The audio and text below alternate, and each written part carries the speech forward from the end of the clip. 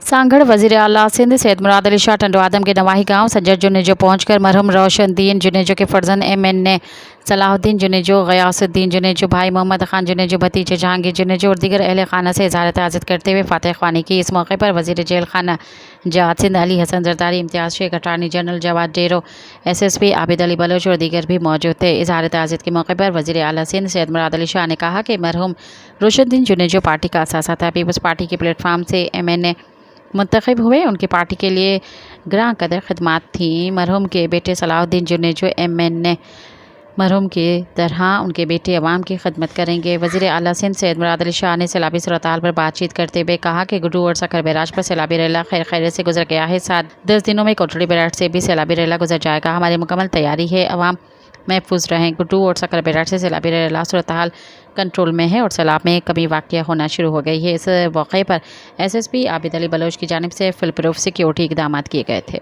मैं उनकी रहलत पे के ख़ानदान से ताज़ियत भी की और यही उम्मीद रखता हूँ कि रोशन साहब जैसे इस इलाके की खिदमत करते रहे, उनके बेटे उनके वाइकिन भी ऐसे खिदमत करते रहे। सैलाब की अभी सूरत हाल, जो पानी आया है पंजाब से होके गुड्डू बराज पे जो पीक होनी थी वो हो गई है। अब गुड्डू बराज पे कल से रिडक्शन शुरू हो गई है।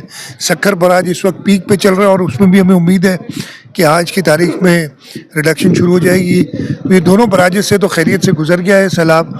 आगे कोटली बराज है, 7 से 10 दिन में वहाँ पानी पहुँचेगा और हमारी तैयारी पूरी है। अल्लाह ताला से यही दुआ है कि खैरियत से ये पानी समुद्र से जाए। सब्सक्राइब कयो अवामी न्यूज़ HD खे ऐं ताज़ा तरीन ख़बरुनि लाइ ॾिसंदा रहो अवामी न्यूज़ HD।